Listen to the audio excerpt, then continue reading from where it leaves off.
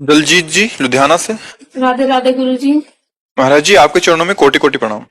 महाराज जी मेरा ये प्रश्न है, जैसे कि माना जाता है अगर जीवन में दुख आ जाए तो कर्मों का हिसाब किताब होता है, और अगर जीवन में सुख मिलेगा तो क्या इसका भी हिसाब किताब देना होगा? और क्या, दोनों प्रकार के तो कर्म होते हैं। एक होते हैं शुभ कर्म, एक होते हैं अशुभ कर्म। शुभ माने पुण्य, अशुभ माने पाप। तो जब पाप कर्म का परिणाम आएगा तो दुख, विपत्ति, संकट, अपमान, निंदा ये।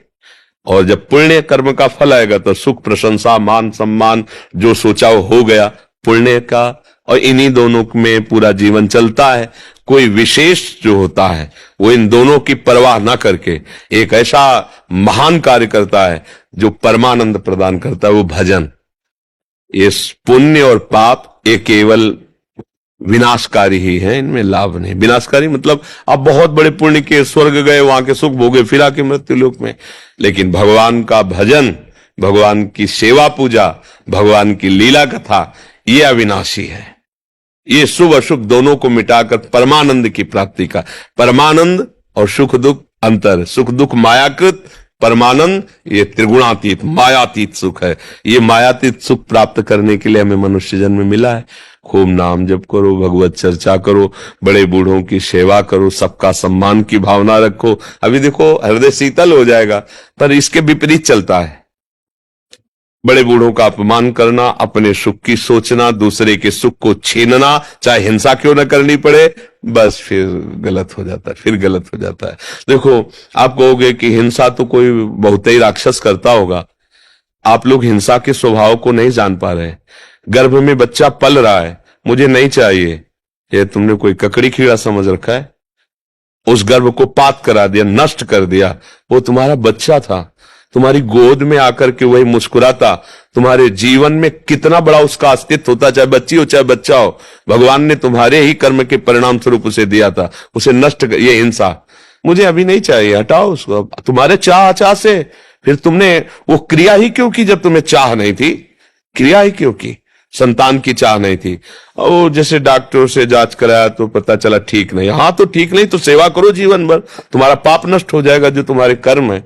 अब बड़ी भूलें हो रही है, माताएं बहनें इस बात पर ध्यान नहीं दे रही।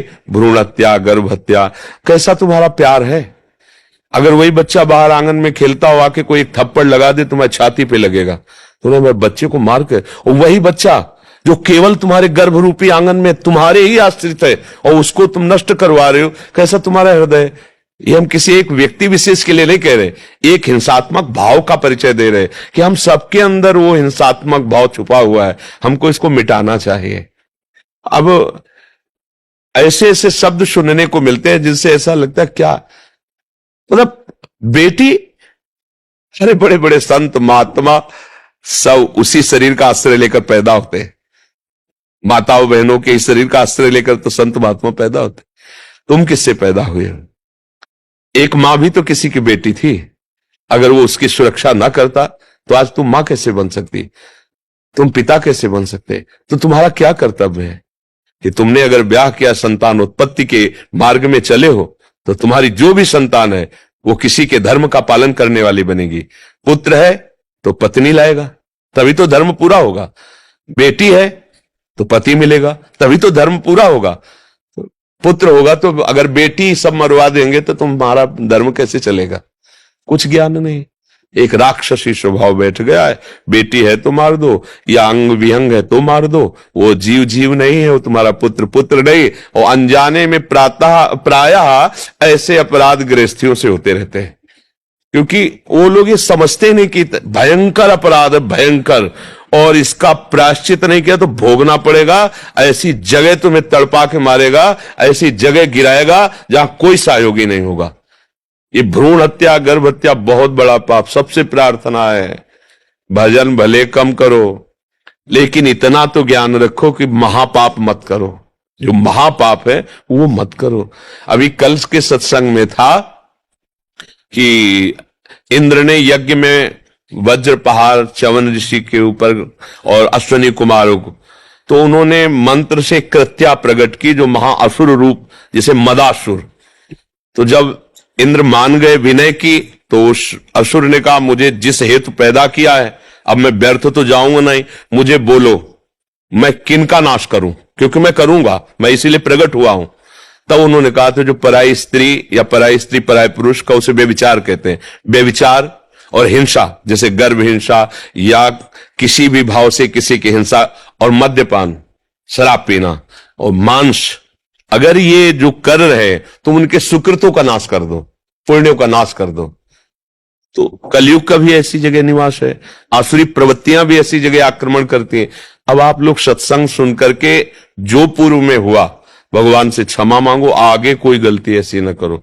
आप लोग हम कौन सा पाप करते हैं, आप जरा थोड़ा सा सोचिए। एक चींटी को भी आप छूना चाहो ऐसे, वो भागेगी अपने प्राण बचाने के लिए। आप मांस खाते हैं, कितने जीवों की हत्या होती है। आप कैसे कैसे अपराध, शराब पीते हैं, ये कोई पेय पदार्थ है जिसको शास्त्र निषेध कर रहा है, वो राक्षसों के लिए। तुम राक्षस तो नहीं, तो उत्तम गति प्राप्त करने के लिए मनुष्यों ने प्राप्त किया है। अब ये भाषण किसको अच्छे लगेंगे, तो बाबा जी इसलिए बोल रहा है, तो फिर आप अपना जीवन देखो कहां गिरता चला जा रहा है, कहां गिरता चला जा रहा है। अरे ये जीवन मिला, खुद आनंदित हो, सबको आनंद प्रदान करो, और अंतिम जब तुम्हारा हो तो ऐसा हो कि फिर जिस माता के गर्भ में इस बार जन्म लिया है, अब उससे नीचे तो ना जाओ। कम से कम मनुष्य योनि की माता के गर्भ से जन्म, तो सुअर कुत्ता की योनि में तो न जाना पड़े, नीचे तो न गिरना पड़े। अब ना मोक्ष हो ना भगवत प्राप्ति हो, तो कम से कम फिर मनुष्य योनि हो और हम भजन साधन करके भगवान को प्राप्त करें। अभय कुमार जी, महाराज जी आपके चरणों में दंडवत प्रणाम। गुरुदेव, श्री जी के नाम का आश्रय में दृढ़ता कैसे लाएं? नाम जब करता हूं तो मन में भय बना रहता है कि आश्रय को लेकर। गुरुदेव भगवान मार्गदर्शन करें। आश्रय कोई ऐसा थोड़ी कि उसका चिंतन करना पड़े। आश्रय का, जैसे आपने भोग सुख प्राप्त करने के लिए शरीर का आश्रय ले लिया है, ये दो प्रकार से, मैं या मेरा। मैं या मेरा, मैं शरीर हूं या मेरा शरीर है। अब इसका कभी तुम्हें चिंतन करना पड़ता है क्या? और ना कभी चिंतन छूटता है। आप देख लीजिए, इसे आश्रय कहते हैं। अब शरीर आश्रय छोड़कर प्रियाजू का आश्रय से अंदर से स्वीकार करो, मैं प्रिया हो, आप प्रियाजू के हो, प्रभु के अंश हो ना। तो प्रियाजू और प्रभु दो थोड़ी होते, एक ही है, उन्हीं के हम हैं ना। अच्छे से अंदर में बैठा लो, तो उसमें कोई चिंतन करने की जरूरत थोड़ी, उसमें कोई भय या कोई विचार मैं भूल गया। आप शरीर का कभी ध्यान करते हैं क्या? कभी भूलते हैं क्या? दोनों बातें हैं, कभी भूलते भी नहीं, कभी ध्यान भी नहीं करते। सो के उठने के बाद आपको चिंतन करना पड़ता है क्या कि मैं स्त्री हूं कि पुरुष हूं, मैं कौन हूं? कुछ नहीं, सहज दिनचर्या है। क्योंकि सोने में भी आप नहीं भूले। लगता है कि मैं भूल गया, लेकिन सोने में भी आप नहीं भूले, वो बसा हुआ है। ऐसे ही सोने में भी आप आश्रित हो। उनका सुषुप्त भी भजन होता है जो भगवद आश्रय होते हैं। जागृत स्वप्न सुषुप्ति स्फुरत में राधा पदाब्जच्छटा। आश्रय सत्संग सुनते सुनते जब ये बैठ जाता है कि वास्तविक मैं प्रभु का ही हूं, ये तो भूल से संसार के संबंधों को स्वीकार किया, ये जब बैठ जाएगा तो ये बात खत्म हो जाएगी। भय, आश्रय कैसे लिया जाता है, क्या किया जाता है, वो बस जो परेशानी से आप हो जिनके बस उसे स्वीकार करना है। और नाम जब राधा राधा राधा वल्लभ श्री हरिवंश, इसमें क्या परेशानी है? जितना जपोगे उतना अंतःकरण पवित्र होगा और उतना ही प्यार होता चला जाएगा नाम में। और जैसे जैसे नाम में प्रीति होगी वैसे वैसे रूप प्रकाशित होने लगेगा, भावना बनने लगेगी। और रूप एक बार झलक गया तो बस फिर देह को तुमसे जाए छूट सभी, हो तो परमानंद निमग्न हो जाएगा। और इसके लिए प्रयासरत रहो। प्रथम देखो, जैसे हम नौकरी करते हैं 1 महीना, तो रोज पैसा तो मिल नहीं जाता, पर मुझे पता है कि मेरा पैसा ये प्लस होकर के 1 महीने में इतने हजार मिलेगा। तो रोज ना मिलने पर भी हम उत्साहित होकर नौकरी करते हैं ना। वो ना दे मालिक तो हो सकता है ना भी मिले, लेकिन हमारा मालिक तो उदार है और हमारी नौकरी अविनाशी है। एक बार बोला राधा तो अविनाशी ही है, वो कभी मिटने वाला तो है नहीं।